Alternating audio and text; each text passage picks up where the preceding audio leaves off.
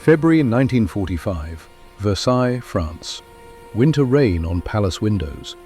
General Dwight Eisenhower, age 54, stared at the intelligence report that made no sense. The paper trembled slightly in his hands, not from fear, from confusion, from the weight of numbers that defied everything he understood about modern warfare.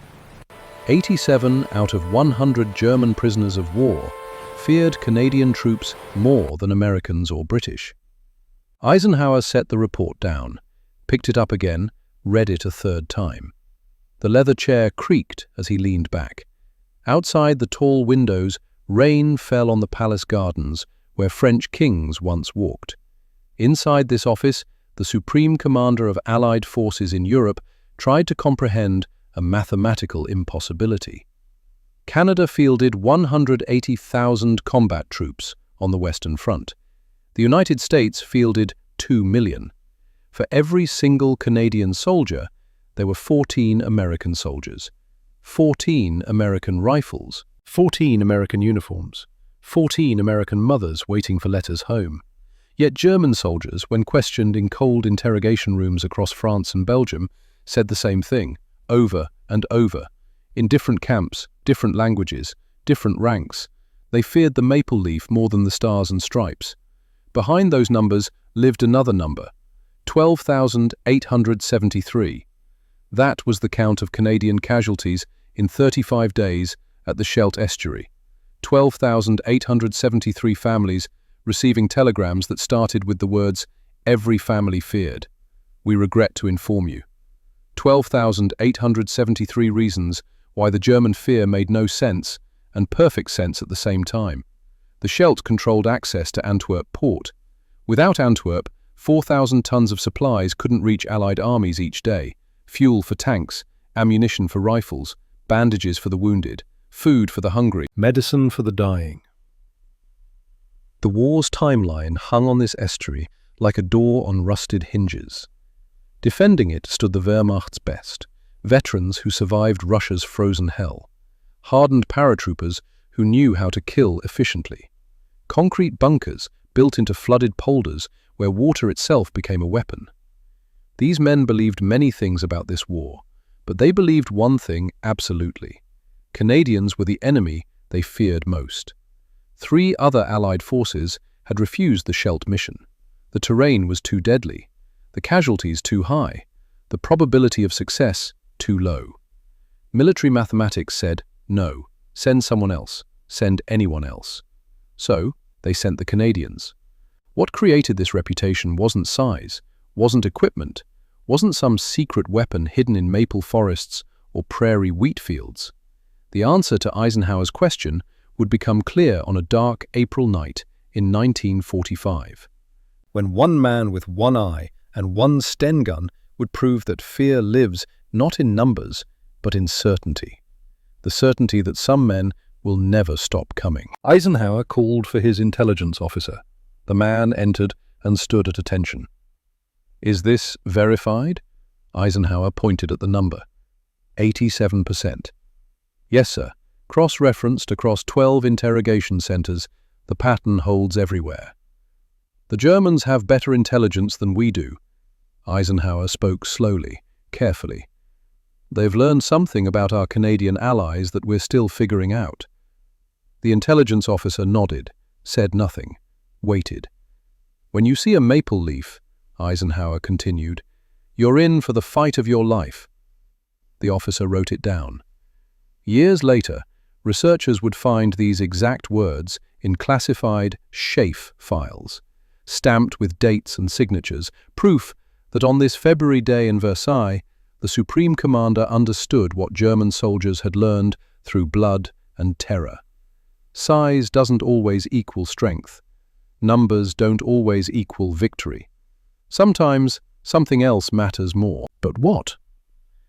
To understand the answer, you must first understand one man. His name was Marcus Aldrich Webb. He was 25 years old. He came from Montreal. He spoke French and English with equal fluency and German with enough competence to curse effectively. He had lost his left eye on June 6, 1944. the day the world remembers as D-Day, the day Marcus Webb stopped being able to see in 3 dimensions and started seeing things no one else could see. Fear, for instance, how it moves through men like electricity through copper wire, how it spreads from one soldier to another faster than any radio transmission, how it can break an army more completely than artillery ever could. Webb understood fear because he had felt it. At Dieppe in 1942, when he was 23 and bullets turned the beach into a graveyard. At Juno Beach, when hot metal punched through his eye socket and the world went red, then black, then half bright again. At the Leopold Canal, when he watched good men drown in dark water while German machine guns wrote equations in tracer fire. He felt fear the same as any man. The difference was what he did with it. Most men try to avoid fear. Webb ran toward it. Most men freeze when terrified. Webb moved. Most men pray to survive. Webb prayed his death would matter. This difference made him dangerous in ways the Wehrmacht had never encountered. Let's go back. Before the missing eye. Before the fear. Before Marcus Aldrich Webb became the man who would make German commanders question reality itself. 1939. September 10th. Canada declared war on Germany 1 week after Britain. The Canadian peacetime army numbered 4,500 men, enough to fill a large high school, not enough to fight a war that would consume continents. Marcus Webb was 19 years old. He worked in his father's machine shop in Montreal. Good job, steady pay. He had a girl named Colette who worked at the department store on Rue Sainte-Catherine. They talked about marriage, about children, about the kind of peaceful future that young people plan when they don't yet understand how quickly the world can burn. Then came the radio broadcasts, the newspapers with photographs of Warsaw in ruins, the stories of what was happening in Europe. Webb had an older brother, Lucien, 27 years old, married, 2 children. Working as an engineer for the railway, Canadian law said single men would be called up before married men. Webb knew what that meant. If the war lasted long enough, if Canada needed more soldiers, they would take the single men first, men like Marcus. Only after the single men were gone would they start drafting fathers like Lucien. Webb made a decision that would define the rest of his life. He enlisted, voluntarily. On November 2nd, 1939, he told his father he was going to work. Instead, he went to the recruiting office and signed papers that traded his future for his brother's safety. When Colette found out, she cried.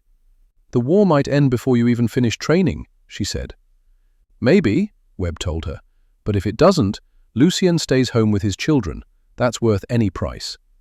She gave him a small silver medal, St. Christopher, patron saint of travelers. "Bring it back to me," she whispered. Webb wore it every day for the next 5 years, even after Colette married someone else in 1941, even after he stopped receiving her letters. The medal hung against his chest, through training, through shipping to England, through battles that turned boys into ghosts. He wore it the day he lost his eye. He wore it the night he saved an entire town. The training happened in England, 1940 to 1942.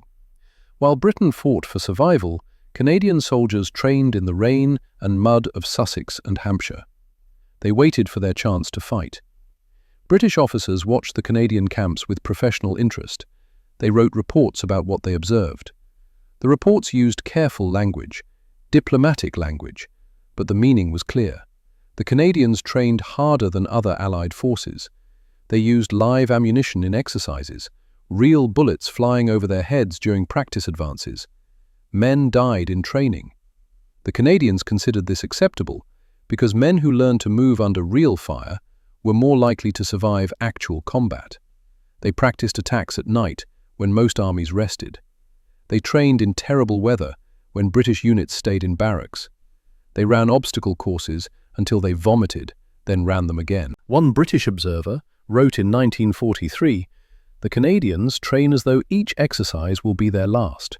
They practice aggression, not caution." Webb absorbed all of it.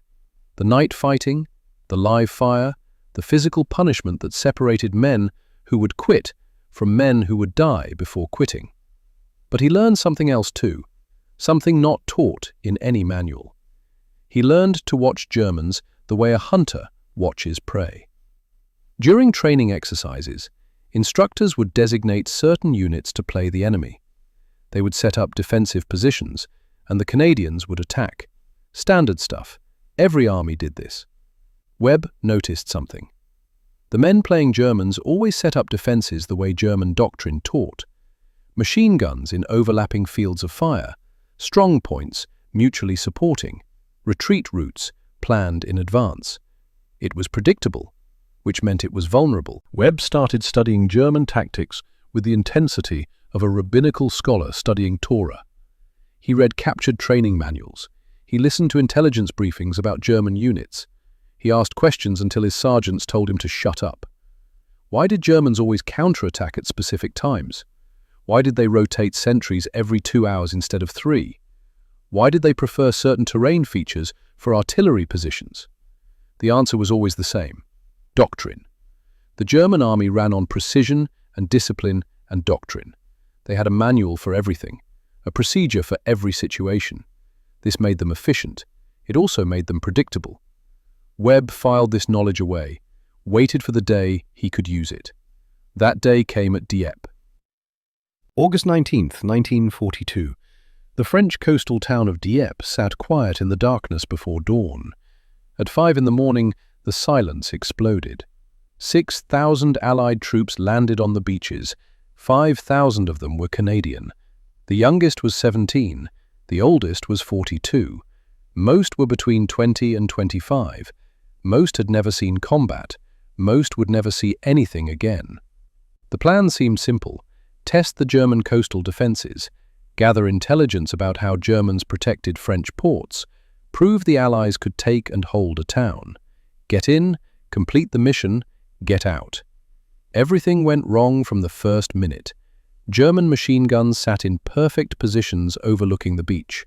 Every weapon had clear views of the sand where Canadians had to run. The naval bombardment before the landing did almost nothing to the German bunkers. The tanks couldn't climb the steep seawall. They sat on the beach like metal coffins while German guns tore them apart. The Canadians ran forward into a storm of bullets. Marcus Webb was 23 years old. This was his first battle. He carried a Lee Enfield rifle and 60 rounds of ammunition and a pack that weighed 40 pounds. He jumped from the landing craft into water that came up to his chest. Cold, dark, filled with bodies already floating face down. He waded toward the beach.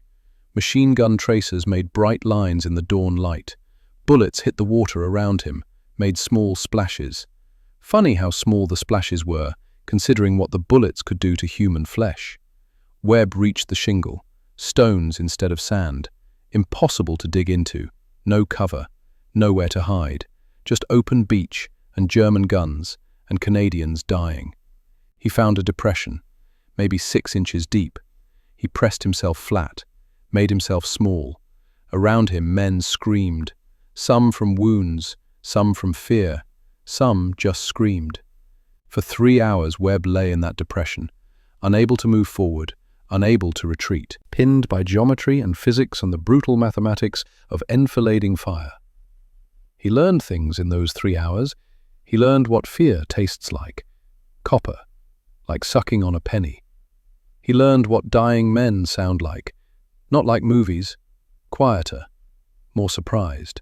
He learned that when you're terrified enough, your body empties itself, bladder, bowels, everything.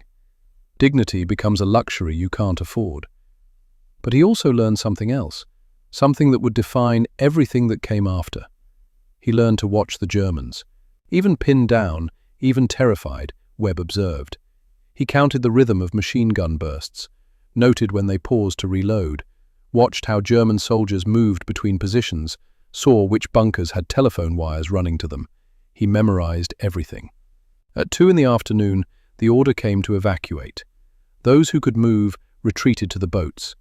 The wounded who couldn't walk were left behind. The dead stayed where they fell. Webb made it back to the landing craft. Alive, unwounded, lucky. 3,367 other Canadians weren't as lucky. 907 died on that beach. 1,946 became German prisoners. The Royal Regiment of Canada lost 94 out of every 100 men. The beach looked like a graveyard. Destroyed tanks, bodies in the sand, blood in the water. The operation was a complete disaster. But the German reports told a strange story. Major Hans Fischer was a German intelligence officer at Dieppe. 3 days after the battle, he wrote his after-action report. The report sat in German military archives until 1946, when Allied investigators found it. Fischer wrote, "Despite complete tactical failure, Canadian troops continued attacking for 9 hours. Companies reduced to a handful of men still attempted to advance. Wounded soldiers provided covering fire for their comrades' withdrawal. We expected surrender. We received defiance." He wrote something else, too, something that would be repeated in German reports for the next 3 years. "These soldiers do not recognize when they should quit." Fischer noted German casualties, 591 killed or wounded. That number shocked the German command. How could defenders in strong, fortified positions, fighting against an amphibious assault, lose so many men? One German company commander wrote about what he saw. "They came back for their wounded under fire. 3 times we watched men run onto the beach, retrieve fallen comrades, and return to cover while we fired upon them. This is not normal behavior." Not normal. The Germans were starting to learn what normal meant when it came to Canadian soldiers. And normal was not a word that applied. Webb returned to England. The regiment reformed. New men arrived to replace the dead. They looked at Webb and the other Dieppe survivors with a mixture of awe and fear. "What was it like?" they asked. Webb didn't answer. Couldn't answer. How do you explain watching friends die? How do you describe the sound of bullets hitting flesh? How do you tell someone that you pissed yourself and vomited and cried and somehow survived when better men didn't? You don't. You just train harder. Webb requested transfer to reconnaissance platoon, small units that operated ahead of main forces. Scouting, intelligence gathering, the most dangerous job in the infantry. His sergeant asked why. "Because I want to see them before they see us," Webb said. "Dieppe happened because we didn't know where their guns were. I want to be the man who finds out." They approved the transfer. For the next 18 months, Webb trained in reconnaissance and night operations and silent killing. He learned to move without sound, to see in darkness, to read terrain the way scholars read books. He also studied German more seriously, listened to recordings of German radio intercepts, memorized military terminology, learned to think in German tactical concepts. His friends thought he was obsessed. They were right, but they didn't understand why. Webb wasn't preparing to fight Germans. He was preparing to predict them, to anticipate them, to be inside their decision loop before they made decisions. When you can predict what your enemy will do, you're no longer fighting them. You're playing them like a piano. June 6, 1944. Webb got his chance to play. D-Day, Juno Beach. The largest amphibious invasion in history. American troops struggled at Omaha Beach and Utah Beach. British forces faced fierce resistance at Sword Beach and Gold Beach. The Canadians landed at Juno Beach. They faced some of the strongest German defenses on the entire coast. Yet by the end of that first day, the Canadians drove further inland than any other Allied force, 9 miles deep into France. The German 716th Infantry Division fell apart trying to stop them. Webb was there, 25 years old now, a corporal, leading a 4-man reconnaissance team. They landed in the second wave, water red with blood from the first wave, bodies floating. The beach looked like Dieppe all over again. Same machine guns, same bunkers, same mathematics of death. But this time was different. This time the Canadians didn't stop at the seawall, didn't consolidate positions on the beach. They attacked immediately inland. They treated the beach as an obstacle to cross, not a position to hold. Webb's team moved fast, ahead of the main force, looking for German strongpoints, artillery positions, reserve units waiting to counterattack. At 11:30 in the morning, Webb's team was 3 miles inland, further than any other Allied soldiers. They found a farmhouse, German officers inside. Battalion headquarters for the 736th Grenadier Regiment. Webb had 2 choices: report the position and wait for reinforcements, or take it now before they realized how few Canadians were this far forward. He chose now. 4 men against 20. Bad odds. But Webb had learned something at Dieppe. Germans followed doctrine. Doctrine said battalion headquarters stayed behind front lines because they were safe there. This headquarters wasn't expecting an attack from behind. Webb's team hit them fast. Grenades through windows, rifle fire through doors, 30 seconds of violence, then silence. 16 Germans dead. 4 surrendered. Webb's team had 0 casualties. They were gathering maps and documents when the German sniper fired. 1 shot, from a window across the road. The bullet entered Webb's left eye socket, travelled through the eye, lodged against the back of the skull, didn't penetrate bone, didn't kill him, just took his eye. Webb fell, hands to face, blood pouring between fingers, pain like nothing he'd ever known. His men thought he was dead, then he sat up. "I can still shoot," he said, blood running down his face. "I've got a right eye. Let's go." The medic wanted to evacuate him. Webb refused. "My brother didn't get to come because I came instead," Webb said, voice tight with pain. "If I go home now, they'll call him up. I can fight with 1 eye. I'm staying." They argued. Webb won. The medic bandaged the wound, gave him morphine, told him he was insane. Webb smiled, half his face covered in bloody bandages. "Probably, but I'm an insane Canadian. That makes me dangerous." It was a joke, sort of. But the German prisoners heard it. They saw this man take a bullet through the eye and refuse to quit. They saw him stand up, grab his rifle and prepare to keep fighting. One of them would later tell interrogators, "That's when I understood. These soldiers are not like us. We fight until we have a good reason to surrender.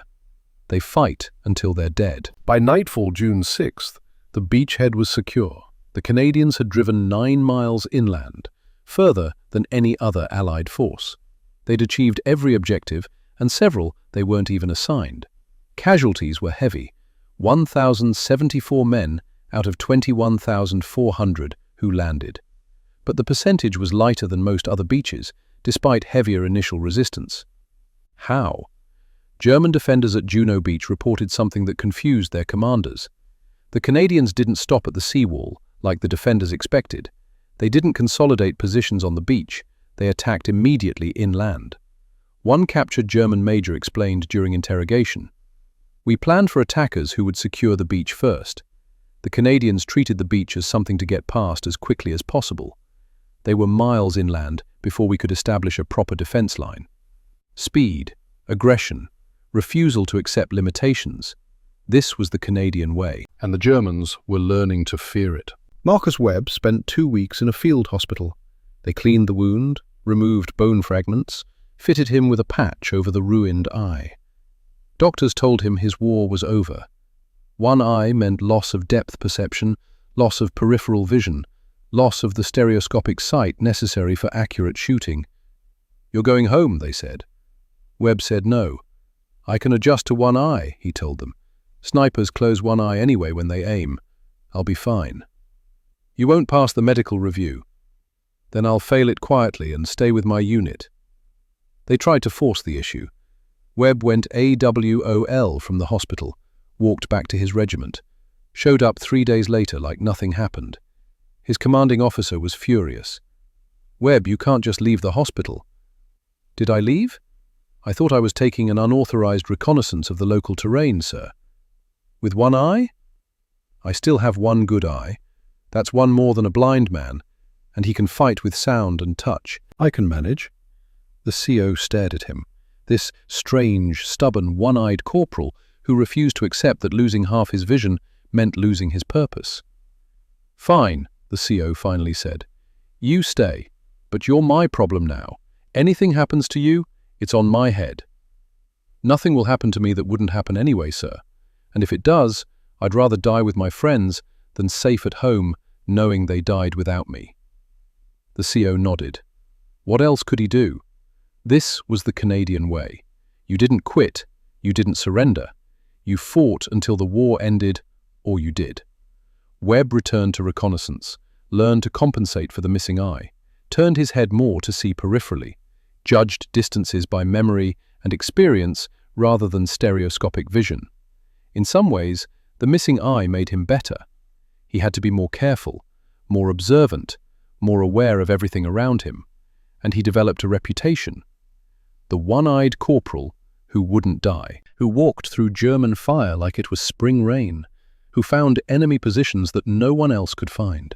Soldiers called him lucky. Webb didn't believe in luck. He believed in understanding the enemy better than they understood themselves. October 1944. The Scheldt Estuary, Belgium. The war was entering its final phase.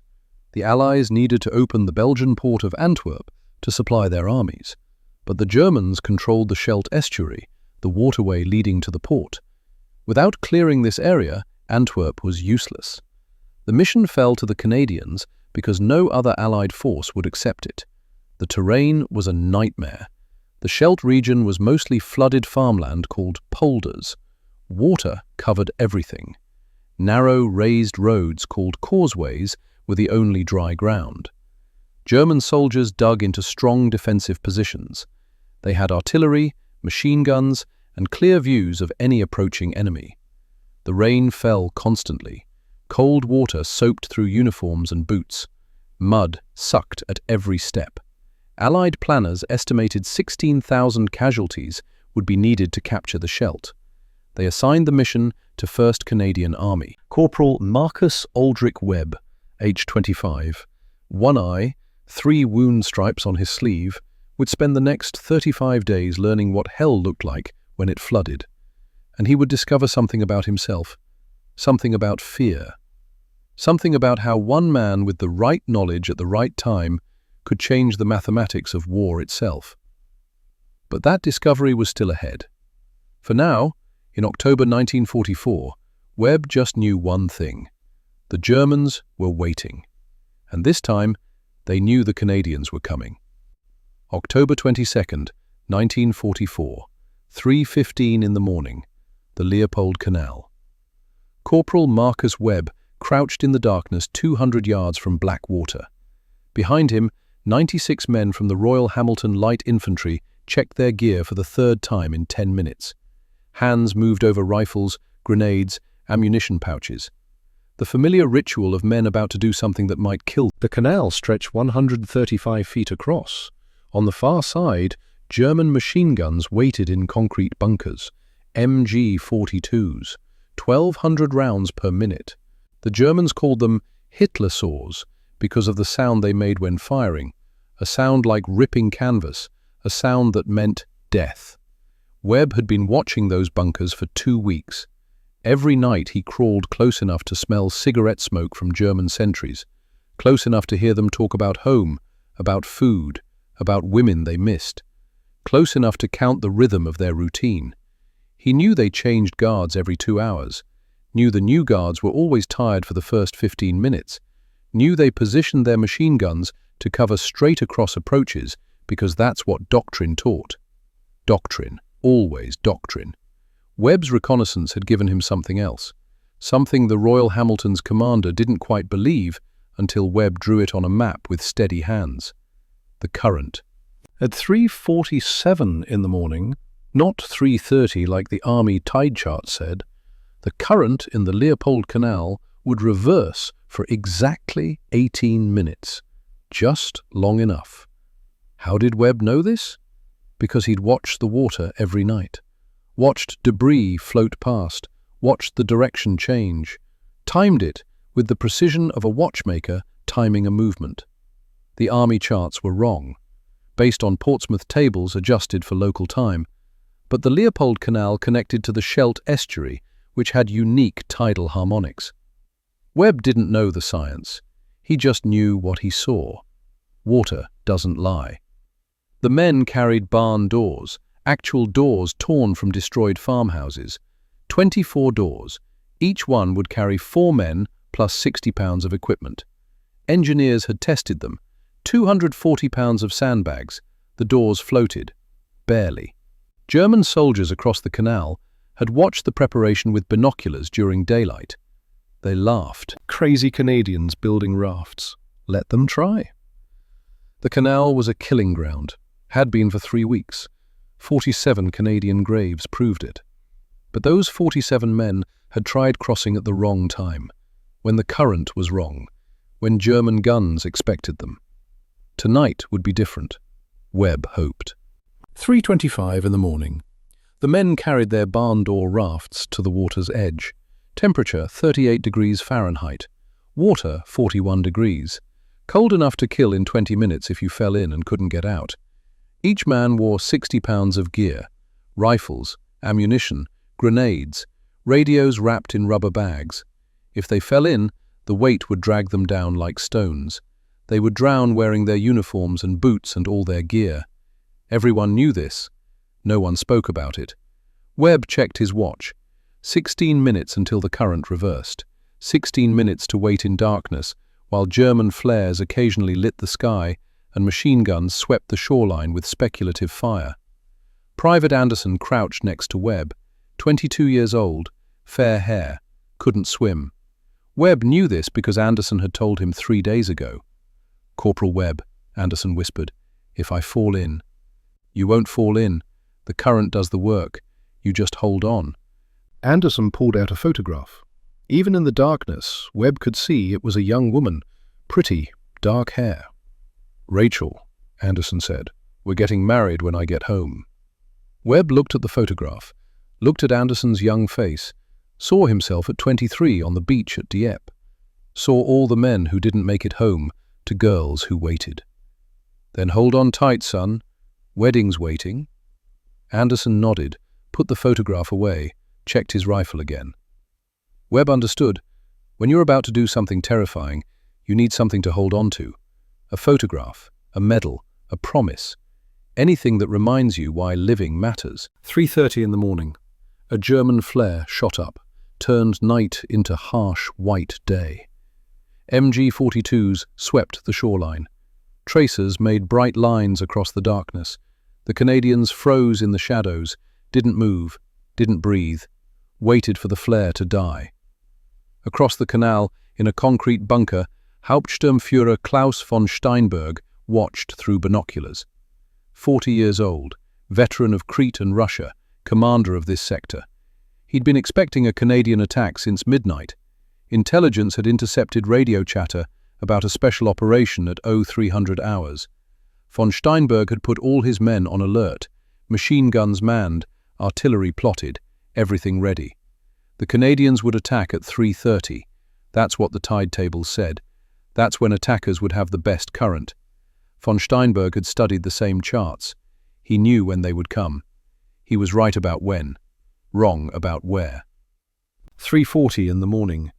Webb checked his watch every 30 seconds. Hands steady, face calm. Inside, his heart hammered like a machine gun.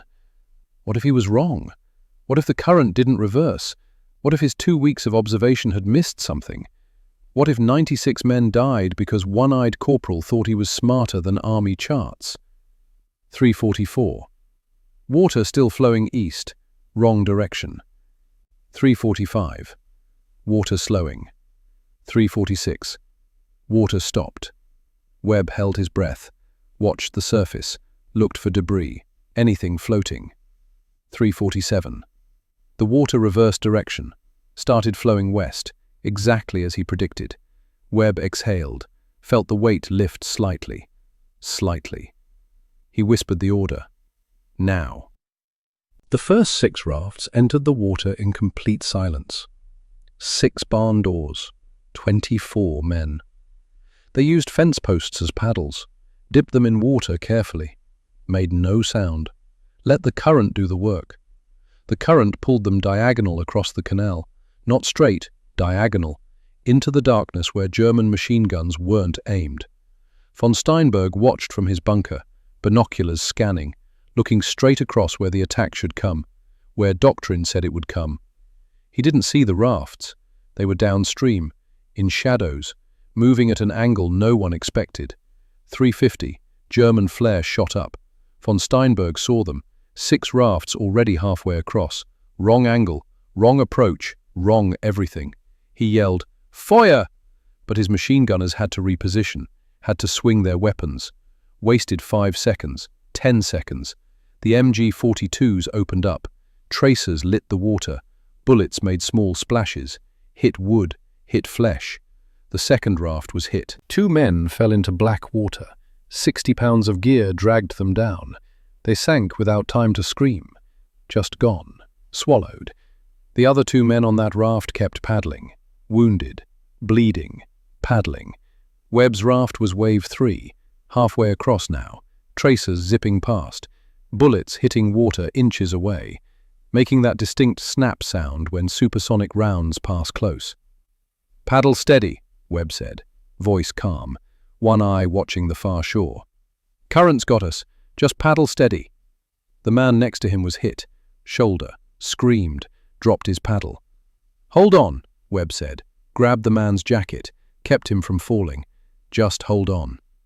They reached the far bank at 3:56, 200 yards downstream from the main German defensive line, behind their positions, where Germans weren't looking. Wave 1 was already ashore, already shooting back at German positions from behind. Wave 2 landed, then 3, then 4, 5, 6.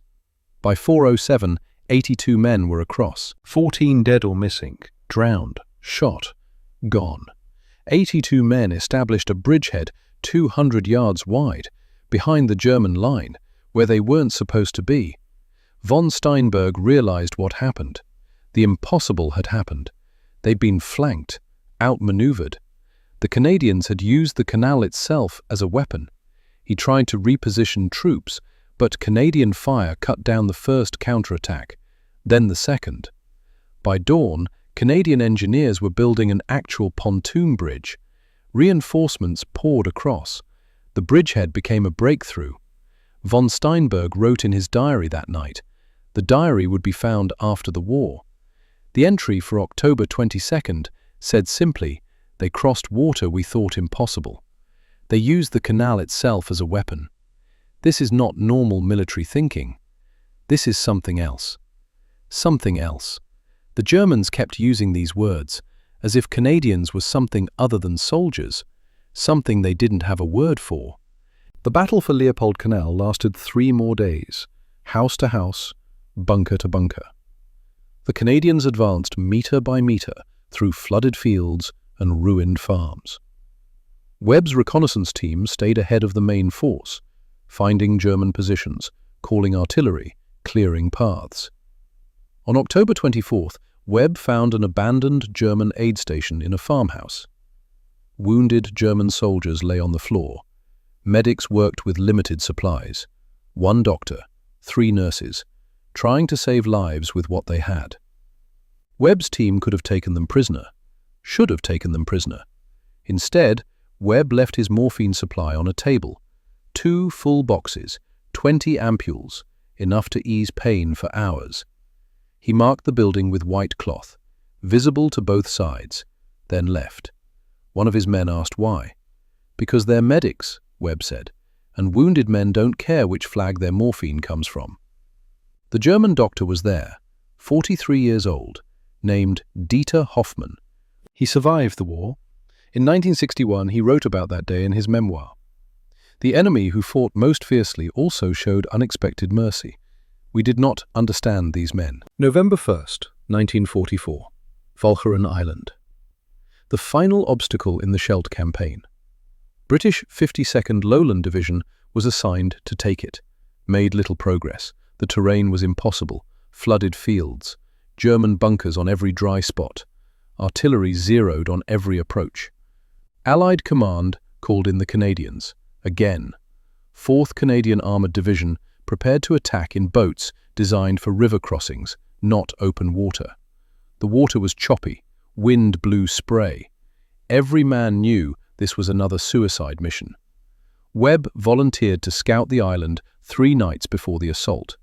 His commanding officer said no, too dangerous. They'd already lost 2 reconnaissance teams. Webb went anyway, took 3 men, left at midnight November 1st, crossed to Walcheren in a small boat, landed on the south shore in darkness.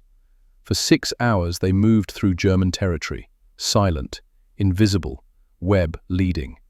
They found what they were looking for at 0400, German ammunition depot.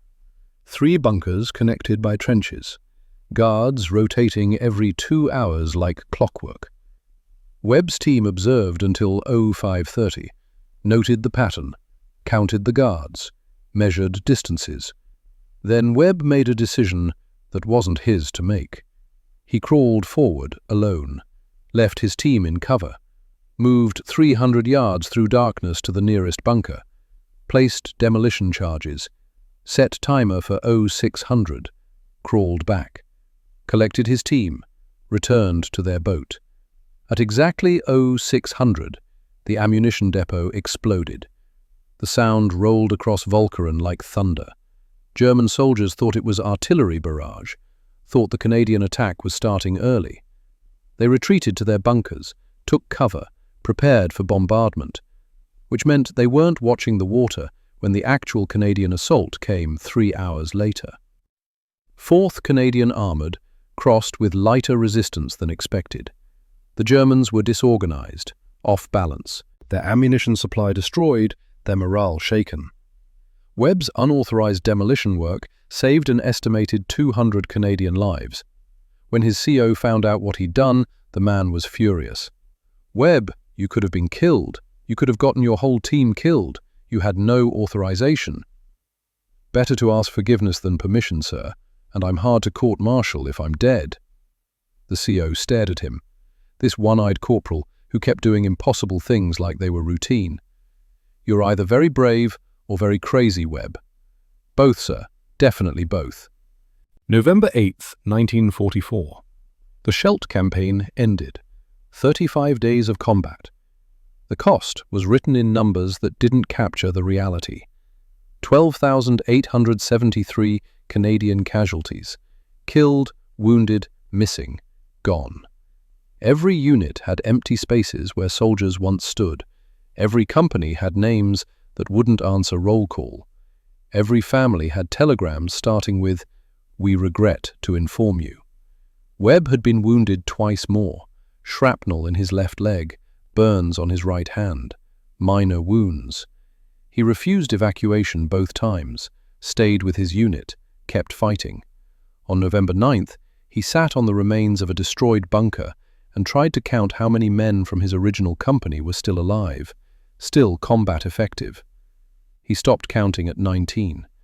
Out of 120 who started the campaign, 19. That night he wrote a letter to his brother Lucien, the only letter Webb would write during the entire war. "Lucien, I've seen 47 men from our company die. I remember every name. I see their faces when I close my eye.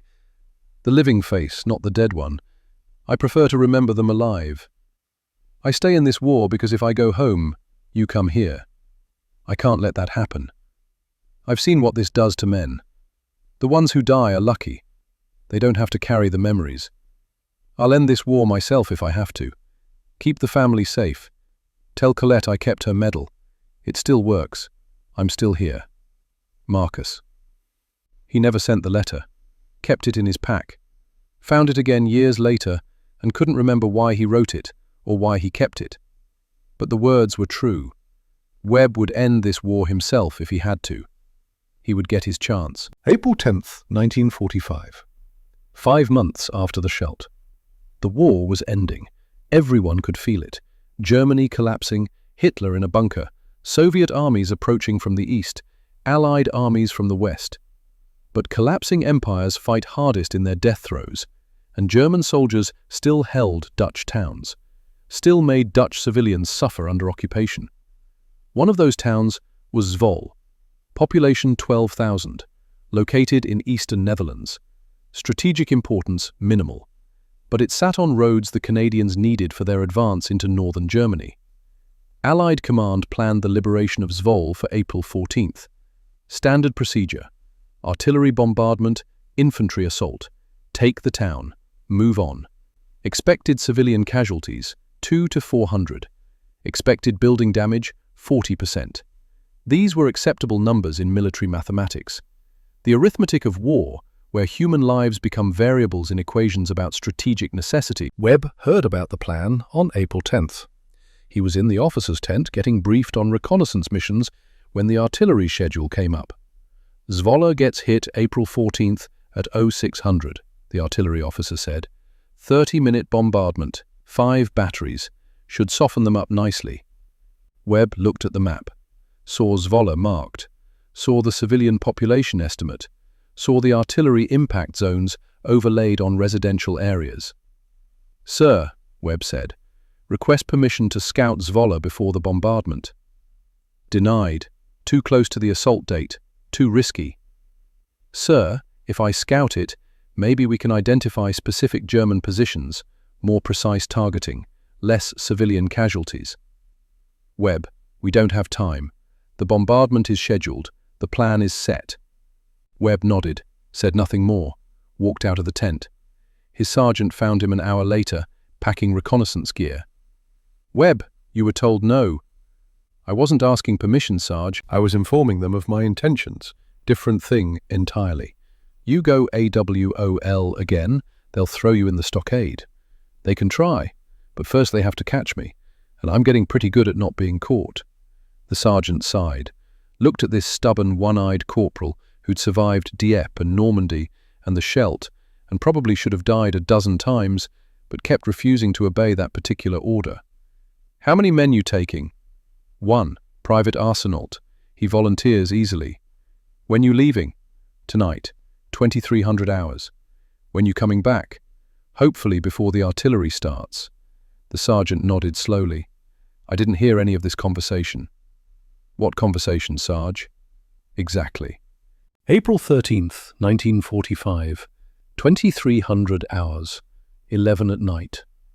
Webb and Private Arsenault moved through darkness towards Zwolle. They crossed German lines at a known weak point, guard post that changed shifts at midnight.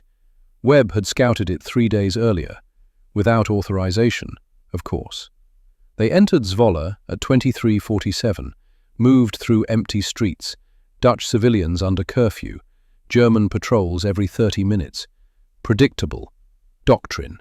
Webb's mission was simple: scout German positions, count troops, identify headquarters, return with intelligence, maybe convince command to use precision strikes instead of carpet bombardment, save civilian lives if possible, return alive if possible, die trying if necessary.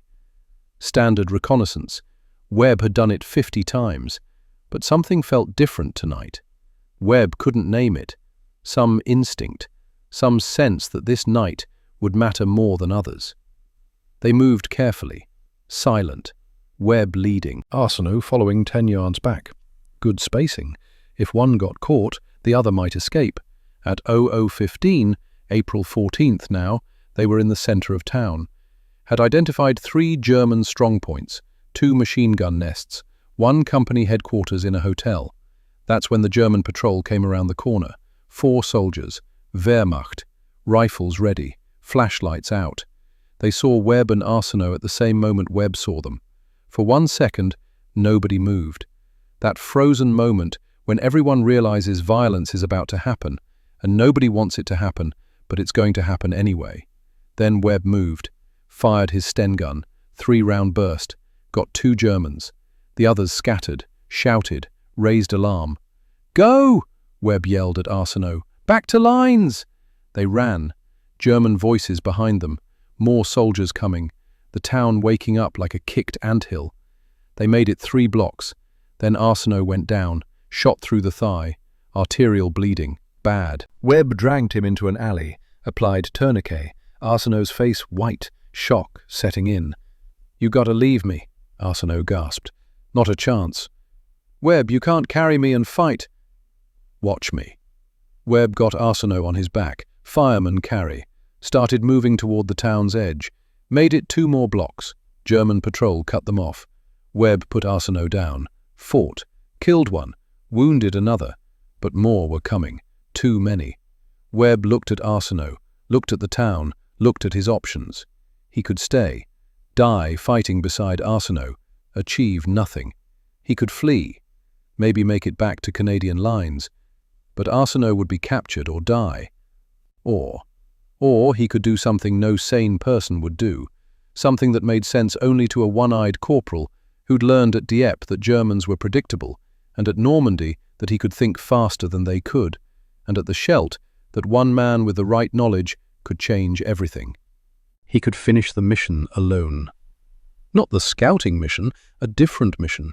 He could take the entire town, by himself, before the artillery killed 400 civilians. It was an insane idea, impossible, suicidal. Webb had done impossible things before. "Arsenault," he said quietly, "I'm going to get you out.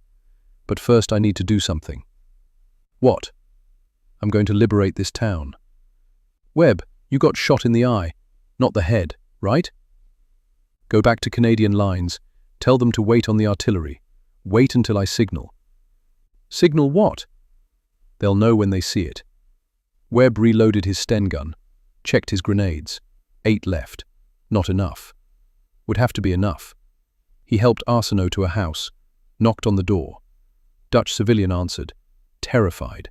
Webb spoke in broken Dutch. "Canadian, he needs help. Hide him until our army comes." The Dutch man saw Arsenault bleeding, saw Webb's patch over his missing eye, saw determination that looked like madness. He nodded, pulled Arsenault inside. Webb turned away, walked back into the darkness of Zwolle. One man, one eye, one Sten gun, 8 grenades, against 493 German soldiers who had no idea what was about to happen to them. It was 0047, April 14th, 1945.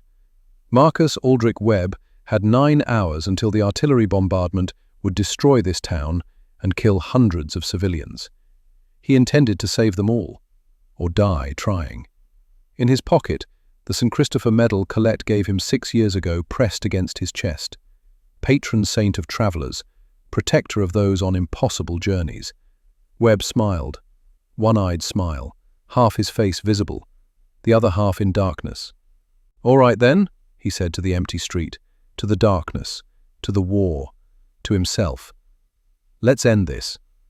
And he walked forward into the darkness like he owned it. Behind him, Private Arsenault watched through a window, watched his corporal disappear into shadows, thought about praying, didn't know what to pray for, so he just whispered, "Good luck, you crazy bastard."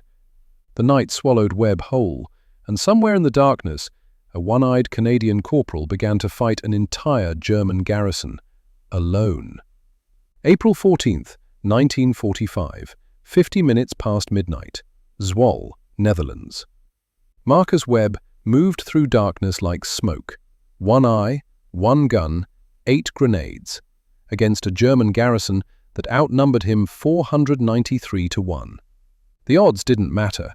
Webb had learned something in 5 years of war, something the textbooks didn't teach, something you could only learn by watching men die and somehow surviving when better men didn't. Fear travels faster than bullets.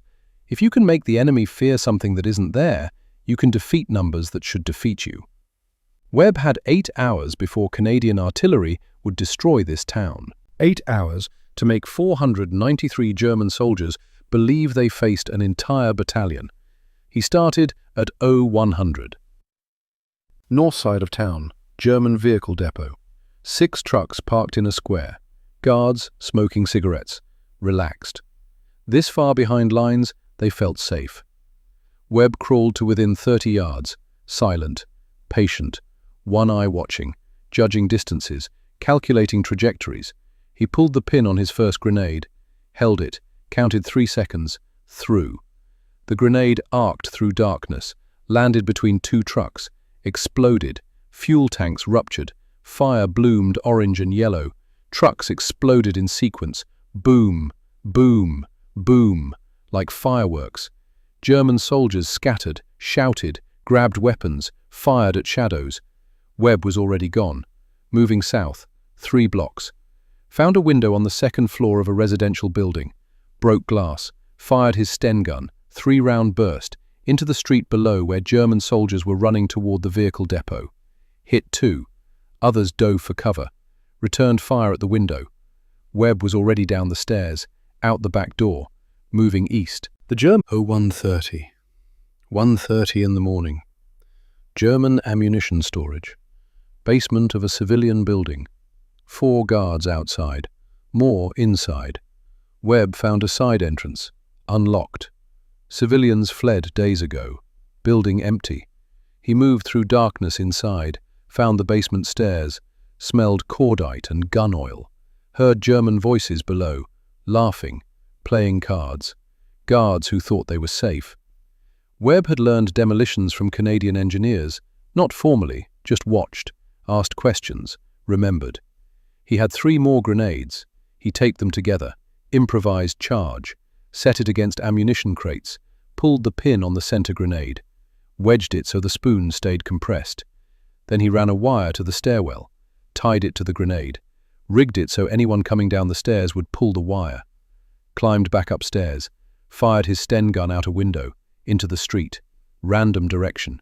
German guards heard gunfire, ran inside, down the stairs, pulled the wire. The grenades detonated, ignited ammunition. The explosion shook the entire block, blew out windows, sent a fireball through the building's roof. Webb was 2 blocks away when it happened, felt the shockwave, saw the sky light orange. German commanders now knew they had serious problems. Explosions in 3 locations, ammunition depot destroyed, vehicle depot destroyed, gunfire from multiple directions. They sent urgent radio messages, requesting reinforcements, reporting coordinated attack, estimating battalion-strength enemy force. One man was rewriting their intelligence reports simply by being in 3 places fast enough to seem like 30. 0200, 2 in the morning. Hauptmann Friedrich Müller commanded the Zwolle garrison. 38 years old, veteran of Poland and France. Good officer, competent, professional. He sat in his headquarters, a hotel converted to military use, maps on the wall, radio crackling with reports. Hauptmann, explosion at vehicle depot. Hauptmann, ammunition storage destroyed. Hauptmann, contacts in sectors 4, 7 and 9. Müller studied the map. 3 sectors, contacts in each. Explosions coordinated. This was a planned attack. Multiple companies, probably regimental strength. But why now? Allied forces were still kilometers away. Air reconnaissance showed no major movement. Unless this was advance force, special operations, softening defenses before main attack. Müller had seen this before, in France. Commandos infiltrating at night, causing chaos. Then the main force attacks at dawn. He made the logical decision, the correct decision based on available intelligence. He ordered defensive positions reinforced, all available troops to man strong points, prepare for major assault at dawn. He didn't know the truth, that the entire attack was one man who understood how commanders think, who knew they would see patterns where only chaos existed, who exploited doctrine to create illusions. 0245. 2:45 in the morning. Webb found what he was looking for. German radio in an abandoned position. Previous guards dead or fled. Radio still working. He turned it on. Found the frequency German units were using. Listened. Reports coming in. Units requesting orders. Commanders coordinating. All in German. Webb's German was functional, not perfect, but good enough. He pressed the transmit button, spoke in German with a rushed voice, accent wrong, grammar broken. But in chaos, nobody questions broken German. Sektor 3, heavy contact. Kanadische Infantry, company strength. Request immediate support. Released the button. Waited. Response came. Sektor 3, reinforcements en route. Webb smiled his one-eyed smile. He just made German commanders send troops to Sector 3, where nothing was happening, where he wasn't, dividing their forces, making them weak everywhere by trying to be strong somewhere. He moved to a different location, waited 15 minutes, transmitted again. Sektor 7, armor contact. Request anti-tank weapons. No armor existed. Webb didn't have tanks, didn't have anything except audacity and understanding of how fear multiplies in darkness. But German commanders heard armor and reacted, sent their Panzerfaust teams to Sector 7, away from where Webb actually was. 0330. 3:30 in the morning. Webb had been fighting for 2.5 hours, killed approximately 20 German soldiers, not because he wanted to kill, because they were between him and objectives, because this was war and killing was mathematics. He'd thrown 5 grenades, had 3 left, fired 200 rounds from his Sten gun, captured 2 German MP-40 submachine guns from dead soldiers, now carried 3 weapons, ammunition from the dead, his leg hurt, shrapnel wound from November acting up, hand hurt, burns from November not fully healed, eye socket throbbed where the missing eye used to be, phantom pain. Strange how parts of you that don't exist anymore can still hurt. He was exhausted, operating on adrenaline and stubbornness and the absolute refusal to let 400 civilians die because artillery commanders preferred efficiency over precision. He found another window, 3rd floor of a building overlooking the central square. German troops gathering there, Confused, orders conflicting, some told to go north, some south, some east, nobody knowing what was happening. Perfect chaos. Webb fired into the square, not aiming to kill, aiming to terrify, bullets hitting cobblestones, sparking, Germans scattering, firing back at muzzle flash. But Webb was already moving, downstairs, out back, running through alley, while they shot at windows he'd already left. Ghost warfare, psychological warfare, making them believe they fought shadows that multiplied and attacked from everywhere and couldn't be killed because they weren't really there. Except one was there, and he was very real and very angry and absolutely determined. 0400. 4 in the morning. Hauptmann Müller stood at his map. Red pins showing contact locations, 7 different positions, reports of explosions, gunfire, coordinated movement. His intelligence officer made estimates based on the data. Hauptmann, based on contact frequency and distribution, I estimate 2 to 3 companies, possibly battalion strength with advance elements already in town. Main force will attack at dawn. Müller nodded. The mathematics made sense. The pattern was clear. This was coordinated, professional, exactly what Allied special operations would do before a major assault.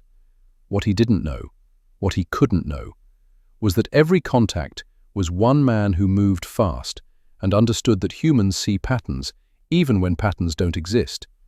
One man who'd learned at Dieppe that Germans follow doctrine, at Normandy that speed defeats numbers, at the Scheldt that determination defeats firepower. One man who was currently sitting on a rooftop 2 blocks away, eating a chocolate bar he'd found in a dead German's pocket, watching the headquarters building through his one good eye and planning his final move. 0420, 20 minutes later. Webb had 1 grenade left, 3 weapons, maybe 40 rounds total ammunition. He'd been fighting for 3 hours 20 minutes. Dawn was 90 minutes away. Artillery bombardment was 100 minutes away. He needed to end this, soon. He worked his way to the building adjacent to German headquarters, climbed to the roof, looked across 15 feet of gap to the headquarters roof, jumped, landed hard, leg screamed, ignored it, found a skylight, looked down into the building, saw Müller and officers around a map, discussing, planning. Webb could throw his last grenade through the skylight, kill them all, decapitate the command structure. He didn't, because killing commanders wouldn't make the garrison surrender, would make them fight harder. Leaderless units fight desperately. Commanded units can be reasoned with. Webb needed Müller alive and convinced he was beaten. He climbed down from the roof, found a side window, looked inside. Radio room, 1 operator, back turned. Webb smashed the window with his rifle butt, pointed the gun at the operator. Hands up! The operator froze, raised hands, young, 20, terrified. Webb entered, moved fast, grabbed the radio microphone, kept his gun on the operator. Sit, don't move, don't make sound. The operator sat, trembling. Webb studied the radio, found the main command frequency, the one Muller was monitoring. He pressed transmit, spoke in English, clear, loud. All Canadian companies, this is Recon 3. Primary objectives secured. Converge on Central Square. Repeat, converge on Central Square for final assault. Released the button. In the room below, Muller heard this transmission. English, Canadian accent, clear orders for multiple companies to converge. Muller looked at his officers. They looked at him. The intelligence officer spoke. Hauptmann, if they're converging from multiple positions for final assault, we're surrounded. They've been infiltrating all night. We thought we were fighting small elements. They're everywhere. Muller walked to the window, looked out at darkness, tried to see what was out there. He saw nothing, which was somehow worse than seeing something. His mind filled in the blanks. Canadian companies in every shadow, moving toward his position, converging, overwhelming. The mathematics were clear. His garrison of 493 men, against estimated battalion strength, maybe 800, maybe more, already inside the town, already positioned. If he fought, casualties would be severe. If he held, they'd be surrounded. If he tried to break out, they'd be caught in open ground. The decision formed, the logical decision, the correct decision based on everything he knew. Everything he knew was wrong, but he didn't know that. 0445. 4:45 in the morning. Muller gave the order. Full garrison withdrawal, immediate. Leave non-essential equipment. Take weapons and wounded. Move north toward German lines. Maintain unit cohesion. Move now. The order spread. German soldiers abandoned positions, formed columns, moved out. 493 men. Walking away from a town they'd held for months. Walking away because they believed they were surrounded by superior force. Walking away from one exhausted corporal with one eye and almost no ammunition who couldn't believe his plan had actually worked. Webb watched from the headquarters building, watched German columns marching north, leaving. He'd done it. Impossible. Insane. Done it anyway. He sat down, suddenly exhausted, legs shaking, hands trembling, adrenaline draining away, leaving only fatigue. The St. Christopher Medal pressed against his chest. Still working after 6 years. Still keeping him alive when he probably should have died 100 times. Thank you, Webb whispered, to the medal, to Colette who gave it, to whatever kept him breathing when so many better men stopped. Then he stood. Work wasn't finished. Needed to signal Canadian lines, stop the artillery, save the town. He found German flare gun, fired 3 red flares, signal for all clear. Canadian observers saw them, questioned them, held artillery fire pending confirmation. Dawn came slowly, light spreading across Zwolle like hope. 0550. 10 minutes before artillery bombardment would have started. Dutch civilians emerged from homes, curfew over, Germans gone, confused, expecting destroyed buildings, expecting Canadian army everywhere.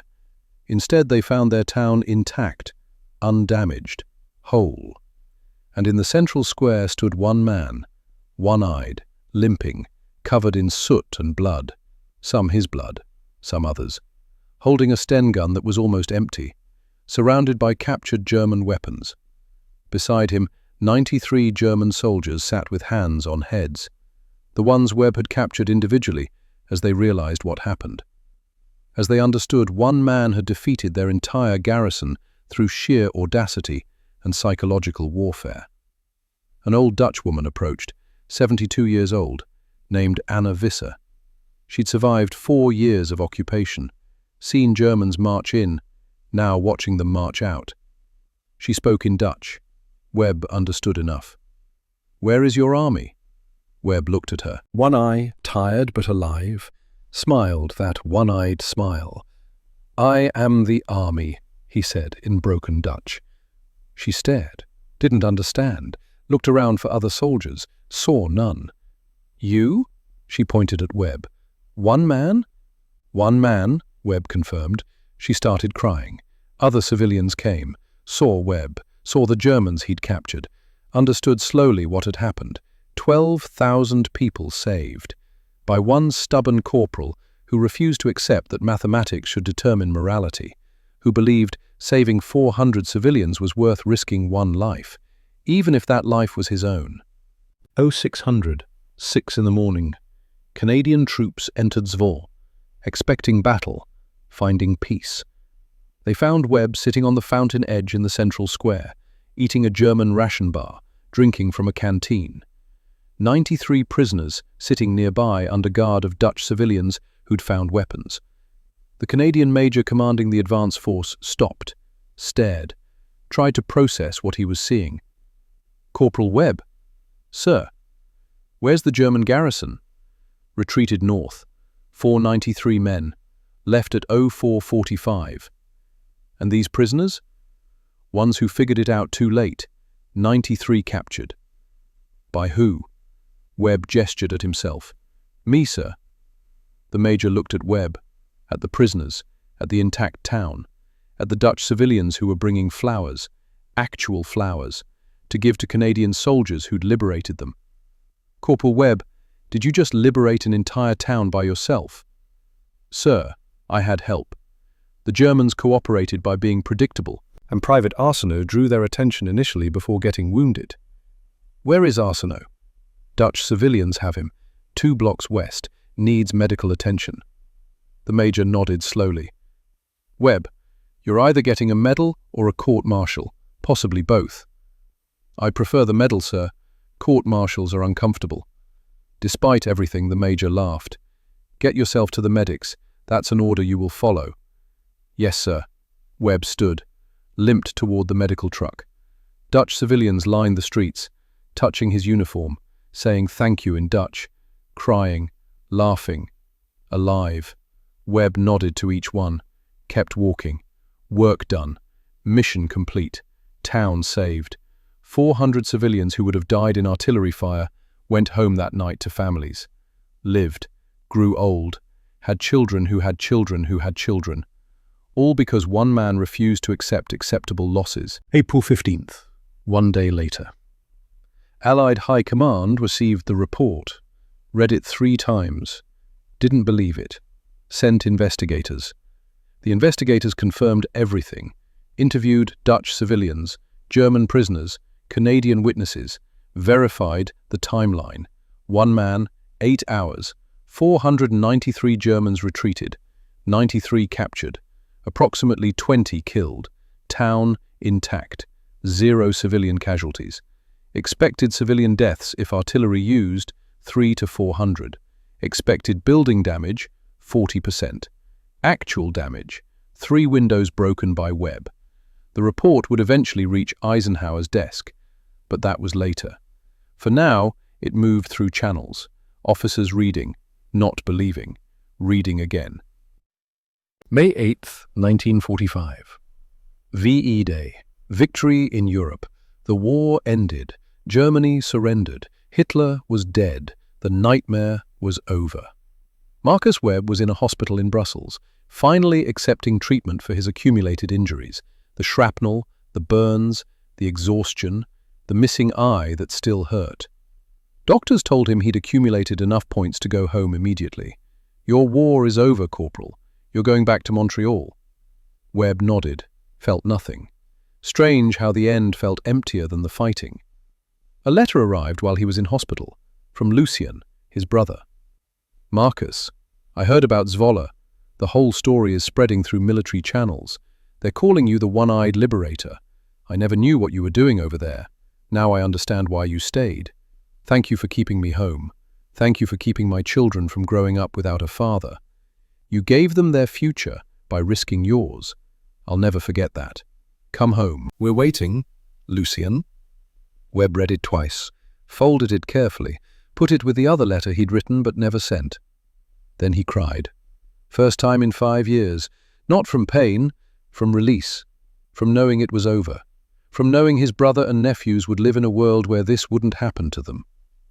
The war took 6 years from Webb, took his eye, took his youth, took the chance at a normal life with Colette, who married someone else while he fought. But it gave him something too, purpose, meaning, the knowledge that one person can matter, that one determined individual can change outcomes that numbers say are fixed. He wore the St. Christopher Medal when they shipped him home.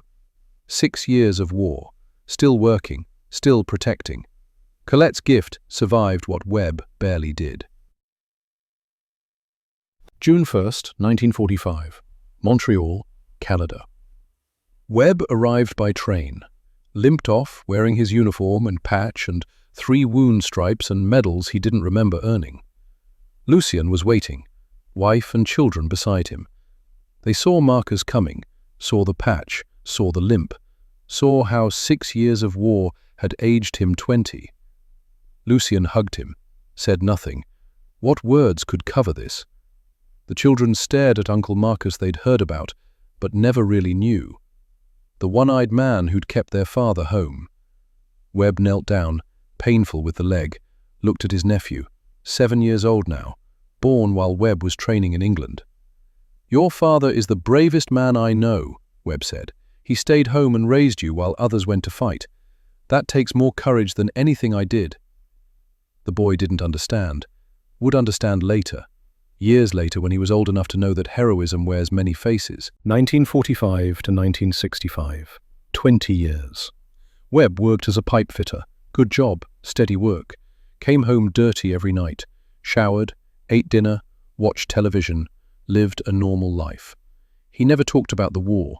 When people asked, he'd say, "I did my part," and change the subject.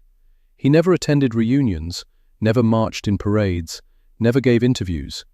He married in 1947, woman named Claire, pharmacist.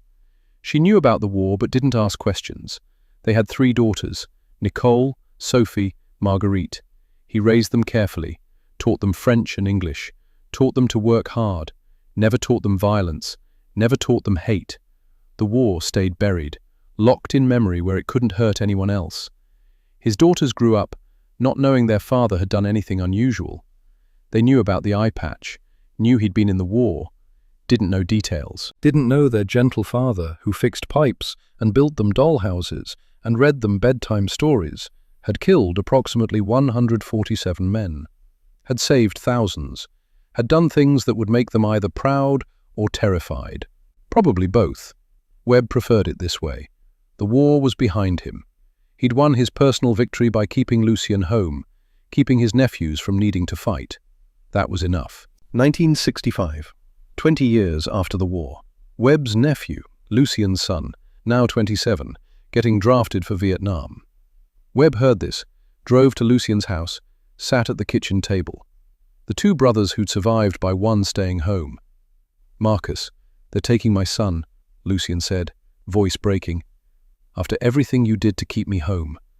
Now my boy goes to war."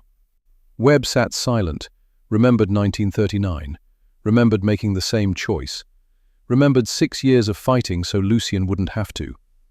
"It's different now," Webb finally said. "Different war, different reasons. I can't stop this one by volunteering." "I know, but it feels wrong. He's 27, same age you were at the Scheldt." Webb nodded. "Talk to him. Tell him what I never told you. War doesn't make you stronger. It just shows you what you already were. If he goes, tell him to be smart, be careful, stay alive. That's the only victory that matters." The nephew deployed, served 1 tour in Vietnam, came home, alive, changed, but alive. Webb never spoke to him about war, didn't need to. The nephew understood now what his uncle had been carrying for 30 years. 1990. 45 years after the war. Webb was 71 years old, retired. Claire had died 3 years earlier, cancer. The war wasn't the only thing that took pieces of you. He lived alone, still in Montreal, same house he'd bought in 1947. Daughters visited. Grandchildren asked why Grandpa wore an eye patch. "Old injury," he'd say, "happened long ago." Then one day, a letter arrived. From Netherlands, from a school in Zwolle. "Dear Mr. Webb, we are students at Zwolle Secondary School. We have been studying the liberation of our town in 1945. We discovered your name in archives. We learned what you did. We wanted to write and say thank you. Our grandparents survived because of you. We exist because of you. Would you consider visiting our school? We would like to meet the man who saved our town. Respectfully, Class of 1990. Webb read the letter 3 times, hands shaking. Not from age, from memory flooding back after decades of pushing it down. His daughters found him crying at the kitchen table, letter in hand. "Papa, what's wrong?" He showed them the letter. They read it, looked at him. "Papa, what did you do in the war?" So Webb told them, for the first time, all of it. Dieppe, Normandy, the Scheldt, Zwolle, everything he'd buried for 45 years. They listened, stunned. This gentle man who'd raised them, who'd never been violent, who'd taught them kindness. This man had fought a war and saved a town and done things that shouldn't be possible. "Why did you never tell us?" Nicole asked. "Because that's not who I want to be," Webb said quietly. "I want to be your father, not a soldier, not a hero, just a man who loves you and wanted you to grow up in a world where you'd never have to do what I did." They understood, didn't fully, but enough. Sophie asked, "Will you go? To Netherlands?" Webb looked at the letter again, thought about the town he'd saved, the people who lived because he'd refused to accept acceptable losses. "Yes," he said, "I think I will." April 1992, 47 years after Zwolle.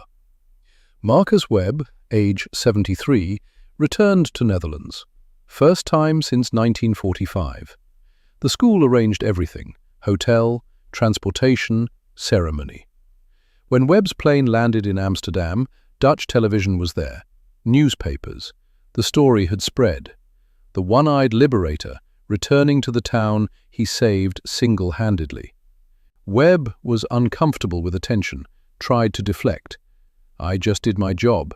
Any soldier would have done the same." A reporter asked, "But they didn't." "You did. How did one man defeat an entire garrison?" Webb smiled his one-eyed smile.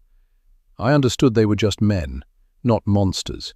Just men who followed training and doctrine and could be predicted. Once you understand how someone thinks, you can make them see what you want them to see." April 14th, 47th anniversary of the liberation. Zwolle held a ceremony. 12,000 people lined the streets, the entire town. 3 generations, children who existed because Webb saved their grandparents. Webb walked through the town square, slowly, cane in hand, old leg wound from the Scheldt acting up in cold weather. People touched his coat as he passed, crying, saying thank you, in Dutch, in English, in languages that didn't need words. Then Webb saw him, standing near the fountain, older man, 85 years old, wearing a suit too nice for an ordinary Tuesday, looking at Webb with recognition and something else, respect, maybe fear, maybe both. Hauptmann Friedrich Müller, who commanded the garrison 47 years ago, who ordered the retreat that saved his men's lives and Webb's plan. They hadn't seen each other since that night. Müller was captured 2 weeks later when Germany surrendered, spent 3 years in POW camp, returned to Germany, became a teacher, lived quietly. When he heard Webb was returning, he'd bought a plane ticket, came to Netherlands, to face the man who'd beaten him without firing a shot in his direction. They stood 5 feet apart, old men now, enemies once, something else now. Müller spoke first, English careful but clear. "Corporal Webb." "Hauptmann Müller. I commanded the garrison you defeated." "I remember. For 47 years I wondered how many of you there were that night." Webb looked at him with his one eye. "Just me." Müller's face showed shock. Even after all these years, even after reading reports and knowing intellectually, hearing it confirmed was different. "Impossible. We heard explosions, gunfire from multiple locations, radio communications from different sectors." "All me, moving fast, using your doctrine against you, making you see what you expected to see." Müller processed this, then laughed, sound caught between admiration and disbelief. "You made me look like a fool. You saved 493 of your men by retreating. You made the right choice. I would have killed them all if you stayed." "Would you?" "Yes." The certainty in Webb's voice was absolute, Not pride, not boast, just fact. Müller nodded slowly. Then I'm glad I retreated. Those men went home, had families, lived, because I believed a lie you told me. Because you were smart enough to know when fighting was futile. They stood silent. Two old soldiers who tried to kill each other's sides, who'd both survived when so many hadn't, who carried 47 years of memory and wondering. Then Müller extended his hand. Webb looked at it, looked at Müller, saw not the enemy, saw another man who'd been caught in machinery bigger than both of them, who'd done his duty, who'd chosen to save lives when he could have spent them. Webb shook his hand. The crowd watching didn't understand why enemy soldiers embraced, why tears ran down weathered faces, why two men who should hate each other looked like brothers reunited. But other veterans understood. The ones who'd fought, the ones who knew. War makes enemies of men who might have been friends. Peace reveals that enemies were always just men.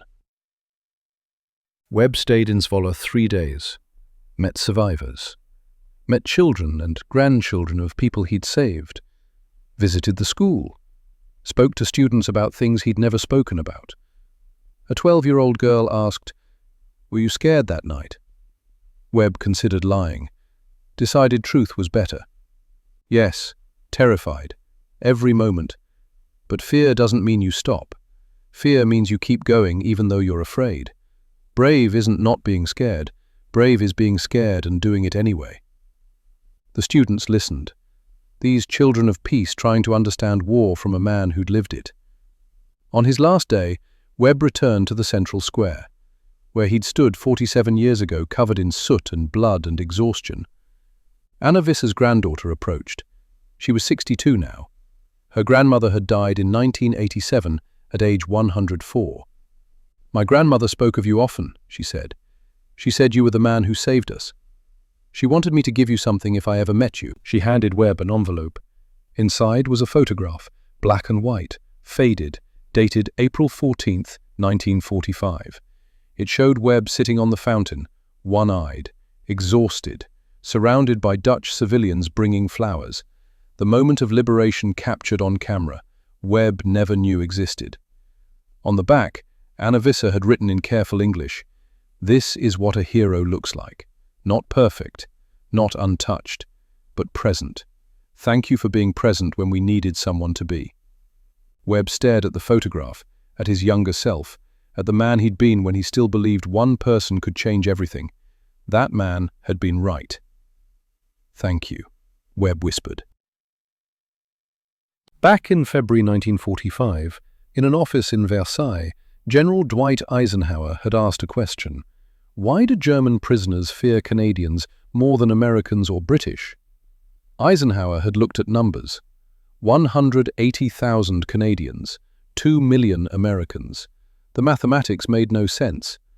But he'd written in his diary after reading the reports, after understanding what men like Webb accomplished. The Germans have learned what we're still figuring out. Size doesn't always equal strength. Numbers don't always equal victory.